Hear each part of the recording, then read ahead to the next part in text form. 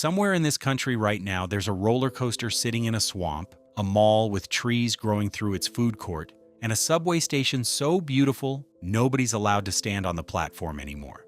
These aren't ruins from some ancient civilization. Most of them were built within our own lifetimes, and some were thriving as recently as a decade ago. So today, we're counting down the top 10 iconic places that are empty and asking why no one's visiting America anymore.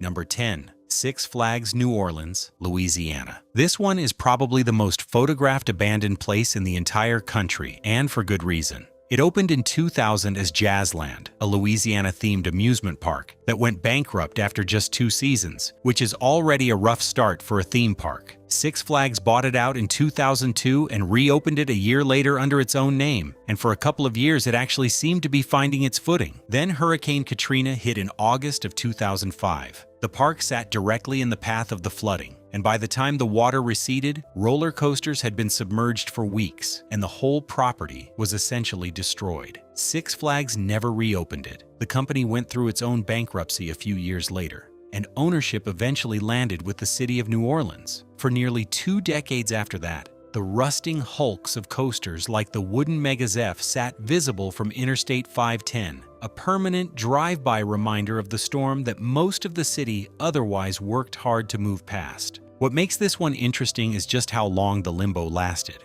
Multiple developers floated plans over the years: an outlet mall, a festival park, a full park revival, and every single one collapsed before construction started. It wasn't until 2023 that a company called Bayou Phoenix actually signed a deal to redevelop the 227-acre site, and demolition of the old rides only began in November of 2024, nearly 20 years after the storm. One nearby resident summed up 2 decades of false starts pretty bluntly, saying he'd believe a new project was real once he actually saw the pilings go into the ground. As of this year, the coasters are finally coming down, but for most of its life since Katrina, this park existed purely as a photograph of American disaster tourism. For a certain generation of urban explorers and photographers, this particular park became something of a pilgrimage site, despite the fact that entering it was, and still technically is, trespassing. The eerie appeal was obvious enough: a fully intact amusement park, complete with roller coasters,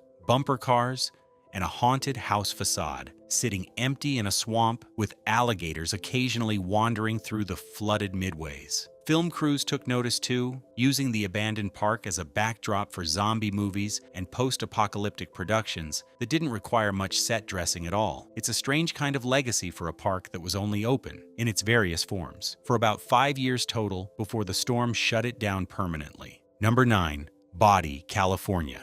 Body is a different kind of empty. It's not a modern building that failed. It's an entire town, and it's been sitting empty on purpose for over 60 years. Named after prospector Waterman S. Bodie, the town exploded after a mine cave-in in 1875 revealed a serious vein of gold, and by 1880 it had somewhere around 10,000 residents packed into more than 2,000 buildings, along with a reputation for lawlessness that rivaled anywhere else in the Old West. Reportedly, around 65 saloons kept that reputation well earned.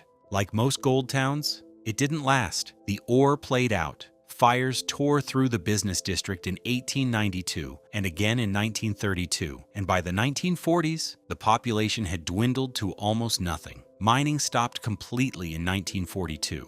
What makes Body different from a typical ghost town is what California decided to do with it in 1962, when the state designated it a historic park and adopted a policy of what's officially called arrested decay. Buildings aren't restored. They're simply stabilized just enough to keep them from collapsing, with furniture, dishes, and personal items left exactly where residents abandoned them.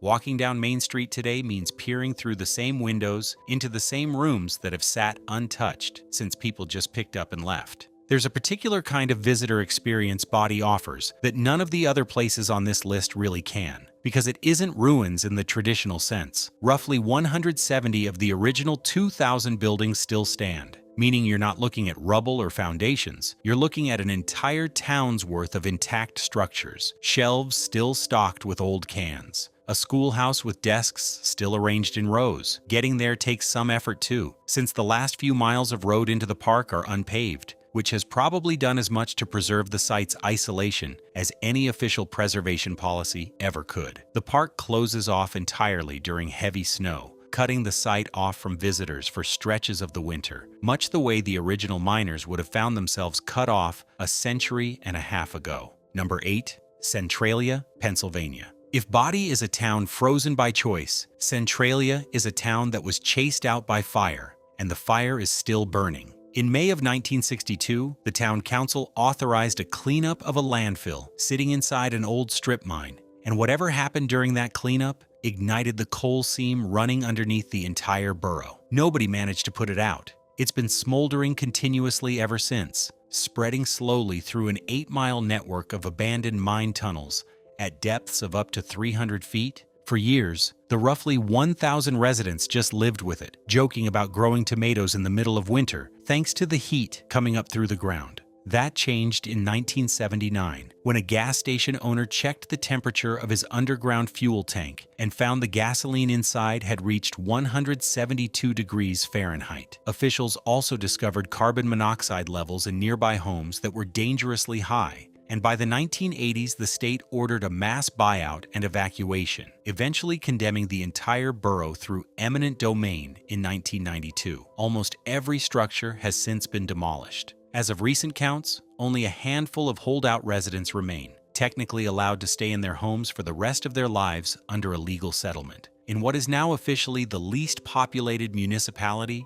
in the entire state of Pennsylvania. Geologists estimate the fire could keep burning for another 250 years, which puts Centralia in the strange position of being one of the only places on this list that isn't done getting emptier. The town's former mayor, Lamar Mervine, who was in his 90s when he spoke about the fire in the 2000s, put the town's long, strange relationship with the disaster fairly simply, noting that Centralia had dealt with mine fires before, just never one that refused to burn out. That kind of matter-of-fact resignation seems to run through a lot of the town's remaining history. What's left today is mostly cracked pavement, empty foundations where houses used to stand, and smoke still occasionally visible drifting up from fissures in the ground, all of which made the town a loose inspiration for the video game and film franchise Silent Hill, even though the actual filmmakers behind that project have never officially confirmed the connection. Number 7. Bannerman Castle, New York. Sitting on a 6.5-acre island in the middle of the Hudson River, Bannerman Castle looks like it wandered in from Scotland and got lost. It was built starting in 1901 by Francis Bannerman, a military surplus dealer who needed somewhere isolated to store a massive stockpile of Spanish-American war ammunition, and who apparently figured that if he was going to build a warehouse, it might as well double as an advertisement for his business. So he designed it in a dramatic Scottish baronial style, complete with turrets, on an island most locals believed was haunted long before he ever showed up. Construction stalled after Bannerman's death in 1918, and the site never really recovered from there. In 1920, roughly 200 tons of stored shells and gunpowder exploded, blasting chunks of the castle's wall clear across the river and rattling windows as far away as Poughkeepsie. The family stopped really using the island after that. Decades of neglect followed, and then, 7 years after the state acquired the property, an arsonist reportedly set a fire in 1969 that gutted what remained of the structure over 3 days, leaving only the stone shell standing.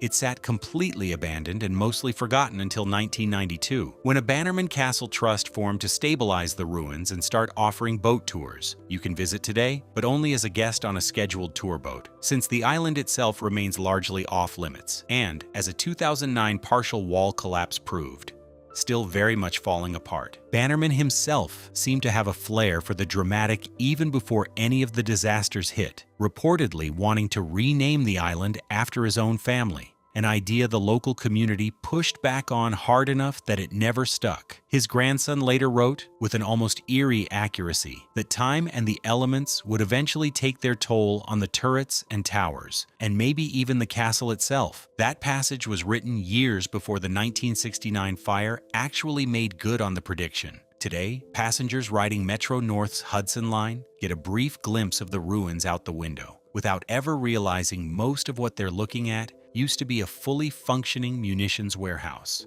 Number 6. City Hall Subway Station, New York City. This one is empty in a much stranger way, because most New Yorkers ride right past it every single day without knowing it's there. When New York's first subway line opened in October of 1904, City Hall Station was designed to be its crown jewel. With vaulted Romanesque tile ceilings by the Spanish architect Rafael Guastavino, brass chandeliers, and amethyst glass skylights that let daylight filter down onto the platform. It was meant to announce the arrival of underground transit as a genuine architectural achievement, not just a way to move people around faster. The problem was the platform's tight curve, which had been fine for the shorter subway cars of 1904, but became a real liability as trains got longer. By the 1940s, the station was handling something like 600 to 800 riders a day, a tiny fraction of what the much larger Brooklyn Bridge station nearby could accommodate. City Hall Station closed for good on New Year's Eve 1945 and has sat vacant ever since. It didn't get demolished, though, largely because of its architectural value, and it earned interior landmark status in 1979. The 6 train still loops through it today as a turnaround point, meaning if you stay on board past the last official stop instead of getting off, you'll ride straight through the old station in the dark.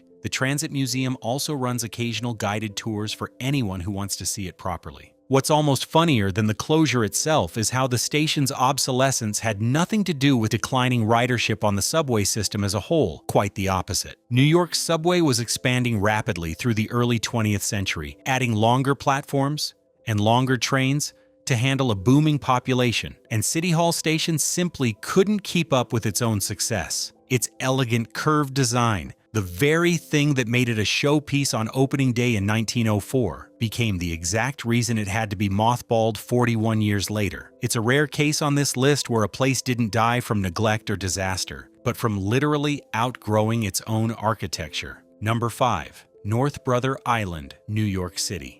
Just off the coast of the Bronx in the East River between Rikers Island and the mainland sits a 22-acre island that most New Yorkers have never set foot on and legally can't. New York City bought North Brother Island in the 1880s to build Riverside Hospital, a quarantine facility for patients with contagious diseases like smallpox, typhus, and tuberculosis. Its most famous resident was Mary Mallon, better known as Typhoid Mary, an asymptomatic carrier of typhoid fever, who was held there against her will for a combined 26 years, from 1907 until her death in 1938. The island also has a much darker footnote in New York history. In June of 1904, the steamship General Slocum caught fire in the waters near the island while carrying more than 1,000 passengers, mostly women and children from a church outing, and over 1,000 people died in what remains one of the deadliest disasters in the city's history. After the hospital's role faded, the island cycled through a few other uses, briefly housing World War II veterans and their families in the 1940s, then serving as a drug treatment center for teenagers in the 1950s, before finally being abandoned altogether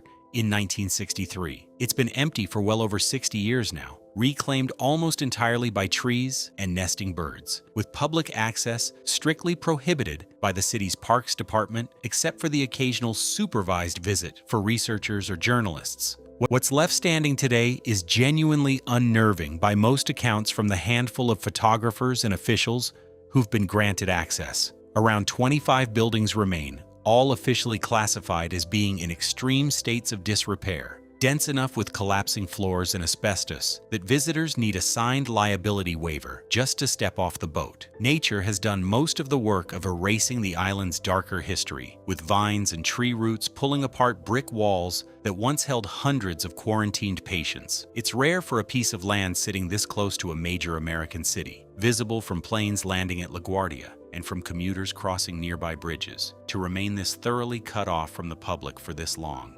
Number 4. Sutro Baths, San Francisco, California. At the edge of San Francisco, where Ocean Beach meets the cliffs of Land's End, there's a set of concrete ruins that most visitors assume are ancient. They're not. Sutro Baths opened in 1896, built by former San Francisco Mayor Adolph Sutro as an enormous seawater bathhouse, and at the time it was the largest indoor swimming facility in the world, with 7 pools, over 500 private dressing rooms, and bleacher seating for nearly 3,700 spectators. Sutro also filled the place with a museum's worth worth of curiosities he'd collected on his travels, including Egyptian mummies and taxidermy from around the globe, because apparently a swimming pool alone wasn't quite enough of a spectacle. The building was staggeringly expensive to maintain, and interest declined steadily through the 20th century. By the 1950s, the pools had closed, and by 1966, the site was being prepared for demolition to make way for condominiums. Demolition crews had barely started work when a fire broke out on June 26, 1966, and burned through the structure in a single afternoon while neighbors reportedly came out just to watch it go. Police suspected arson, but were never able to prove it. The National Park Service bought the land in 1980, and rather than rebuild anything, the community pushed to leave the site exactly as the fire left it. Today you can walk freely among the crumbling pool walls and rusted supports, with the Pacific Ocean crashing in through gaps in the old seawall, which is a strange way for one of the grandest bathhouses in American history to end up. At its absolute peak, the baths could apparently hold up to 10,000 bathers at once, according to figures the owner himself put out at the time, which is a genuinely staggering number for a single facility built in 1896. Sutro reportedly even built a dedicated train line just to shuttle visitors out to the site more easily, treating the whole operation less like a business and more like a personal monument to what a determined, wealthy Victorian could accomplish with enough money and enough stubbornness. That contrast between the almost delusional scale of the original ambition and the quiet, free public ruin it eventually became is part of what keeps people walking out to the cliffs at Land's End to see it for themselves. Number 3. Rockahula Water Park, Newberry Springs, California. If you've ever driven Interstate 15 between Los Angeles and Las Vegas, there's a good chance you've passed this one without realizing what it was. Originally opened in 1962 as Lake Dolores by local businessman Bob Byers, it started as a private family getaway, built around a series of steel slides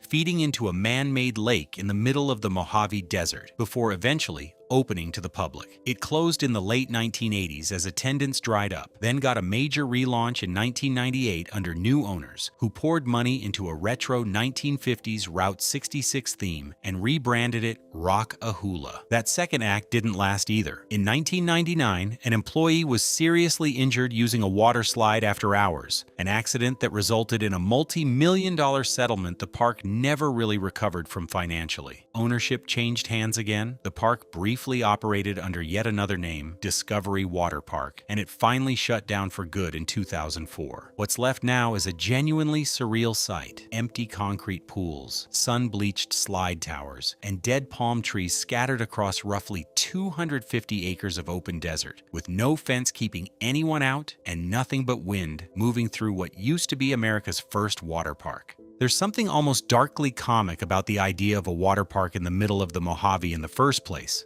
a business model that only really made sense because the original owner just happened to have a natural spring on his property. Once that novelty wore off and the accident lawsuit drained whatever cash reserves the operators had left, there was never really a plausible third act waiting in the wings. Unlike Hawthorne Plaza or the San Francisco Mall further down this list, nobody's seriously proposing to redevelop a defunct desert water park 2 hours from the nearest major city, which is probably why it's remained essentially untouched and open to anyone willing to make the drive out. Number 2. Hawthorne Plaza Mall, California. Hawthorne Plaza opened in 1977 as a genuinely ambitious piece of urban renewal, a 35-acre enclosed shopping center designed to anchor downtown Hawthorne, just southwest of Los Angeles. For a while it worked, drawing anchor tenants like J.C. Penney, Montgomery Ward, and the Broadway. But the mall's decline tracked almost perfectly with a string of local disasters: the collapse of the area's aerospace industry through the 1980s, rising crime at the property, and serious damage during the 1992 Los Angeles riots. By 1994, occupancy had dropped from around 130 stores to under 90. J.C. Penney, its last remaining anchor, closed in 1998, and the mall shut its doors entirely in 1999. What's happened since is basically 30 years of nothing. Redevelopment plans have been announced and abandoned repeatedly. An outlet mall proposal in 2014, a mixed-use power center plan in 2016, a farmer's market-style overhaul the same year, none of which ever broke ground. The building's owner was even convicted in 2022 for bribing a county official over an unrelated tenancy scheme. In September of 2025, the city of Hawthorne finally won a court injunction, forcing the owners to either redevelop or demolish the site by August of 2026. After years of complaints about trespassing, vandalism, and homeless encampments inside the structure. In the meantime, the derelict mall has become an unlikely film location, showing up in movies like Gone Girl and music videos for artists including Drake and Taylor Swift, essentially making a living as a stand-in for exactly the kind of collapse it actually experienced. One resident who lives near the property, an airline employee named Ronald Robinson, put the community's cautious hope fairly plainly when the court order came down, saying he just hoped whatever replaced the mall would include housing people could actually afford, rather than high-end condos nobody in the neighborhood could use. That kind of skepticism tracks with the mall's history pretty well. This is a property that's now been sitting empty for longer than it was ever open for business, in a city that badly wants its downtown back but has watched one redevelopment promise after another quietly evaporate for a quarter of a century. Number 1. Westfield San Francisco Center, San Francisco, California. This last one is the newest addition to the list, and arguably the one that says the most about where things stand right now. The San Francisco Center first opened in 1988 and was rebuilt into its modern glass-domed form in 2006 after a $440 million renovation, anchored by Nordstrom and Bloomingdale's, in the heart of the Union Square shopping district. At its peak, it was pulling in something like 9.7 million visits a year and was widely considered one of the most successful urban malls in the country. Then, downtown San Francisco's foot traffic collapsed after 2020 as office workers shifted to remote work and tourism slowed. Sales at the mall dropped by roughly 2/3 between 2019 and 2022, even as mall sales nationally were climbing. Nordstrom announced in 2023 it was closing its flagship store, citing the changed dynamics of the downtown market, and Westfield's parent company stopped paying its mortgage the same year and handed the property back to its lender. Bloomingdale's held on until spring of 2025, before it too shut its doors. By early 2026, the mall's occupancy rate had fallen to somewhere around 7%, and this year the last remaining tenant, a single shoe store, closed its doors entirely, ending the mall's run for good. City officials have floated everything from housing conversion to outright demolition, but as of now, one of the largest shopping centers on the West Coast simply sits there, mostly dark, in the middle of a city still trying to figure out how to get people to come back downtown. What makes this one sting a little differently than the others on this list is the speed of it. Body took decades to empty out. Centralia took years of gradually worsening carbon monoxide readings before anyone was forced to leave. The San Francisco Mall went from roughly 9.7 million annual visits to a single surviving shoe store in about 6 years, which is a collapse that happened well within most people's attention spans, not something that required a documentary crew decades later to explain. Even the building's ownership couldn't seem to hold on to it, with a group of prospective buyers who'd secured exclusive rights to purchase the shuttered property walking away from the deal just 4 months after signing on, leaving the city, once again, back at square one on what to do with it.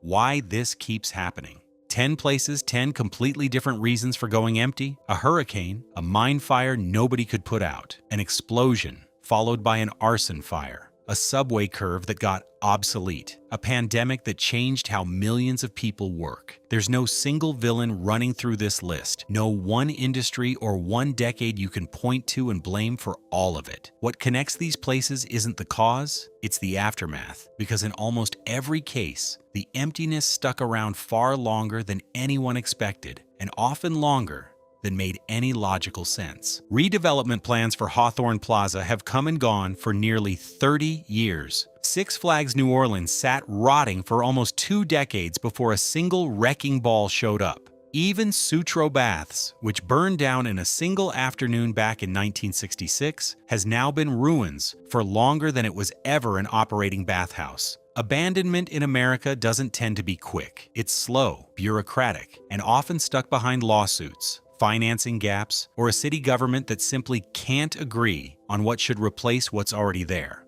And it's worth saying plainly that this isn't really a story about tourism disappearing from America. People are still visiting the Grand Canyon, still standing in line at national parks, still flying into major cities by the millions. What's disappearing is a specific type of place: the mid-century mall, the studio-era theme park, the mining town that assumed the boom would never end.